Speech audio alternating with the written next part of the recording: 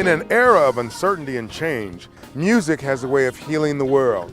In fact, gospel music has taken center stage in delivering a strong message of hope.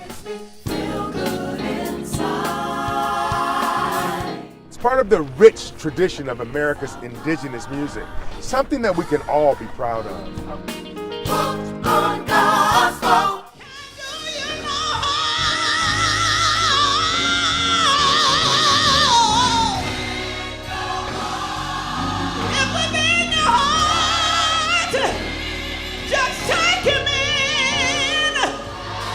What are you gonna do?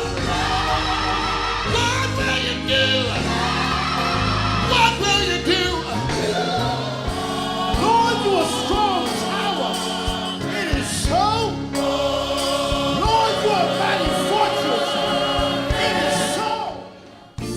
Gospel is America's music. It's linked to jazz, blues, and rock and roll. I had to learn that love is supreme. And I had to learn that in the black tradition, we've never made the separation between church and state so far as music is concerned. For instance, we've said that Saturday night for the black experience is like Sunday morning. I mean, when you went to the club, the music that you sang at the club and popped your finger to at the club was the same kind of music you did it on Sunday morning. Now, there were people in the church, the old black traditional church, who didn't believe that you should bring the instruments of the devil into the church. What I've experienced is a lot of people who didn't like gospel didn't want it in the church, but when they got in the car, they would play it on their way home. I said, that's kind of strange. And so I think it ought to be in. As I started to create some of my own music, I was listening to a lot of Sergio Mendes, Brazil 66. I listened to a lot of Barbra Streisand. Of course, we heard Sly and the Family Stone. We heard all the groups that were I guess, on radio at that time. So we heard everything. So when I began to write, I could pull from all those different resources and create my style. Happy day when Jesus was. When he was. When Jesus was. He washed my sins away. That was not our favorite song. Probably Joy, Joy, which was on that same project, or To My Father's House, Jesus, Love of My Soul, those songs. But that was the one that the rock station in San Francisco was KSAN, as you probably know, began playing. It was a rock underground station. They played it first. And it hit there and kind of went to New York and then kind of merged cross country. And then the gospel station started to play it.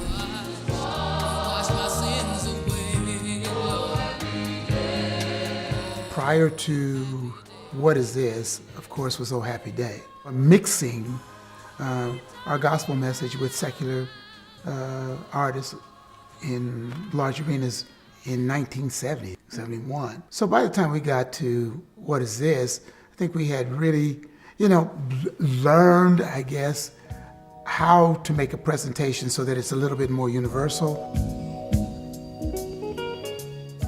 a little bit more palatable to a larger audience than just a small church group. And I think we did that without really making any kind of compromise. Yes, he will. And turn you around. Place your feet on solid ground. Won't you come on to Jesus? Won't you come on to Jesus? With Mr. Obama as president, I've told my children, you will never see it in my lifetime. Yours maybe, but mine never. And for me to have witnessed this and to have voted for my mama, for my daddy whom I never knew, for my aunts and uncles and brothers who are deceased, it was a great moment in my life.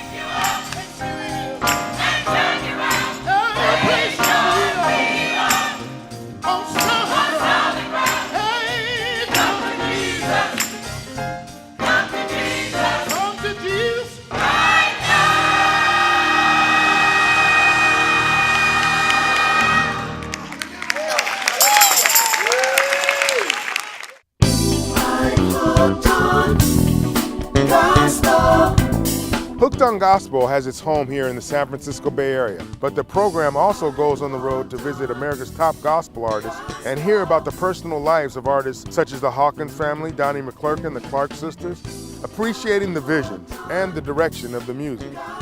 We're filling our souls with a feeling that is able to uplift us to new heights. I'm hooked on gospel. I am hooked on the gospel.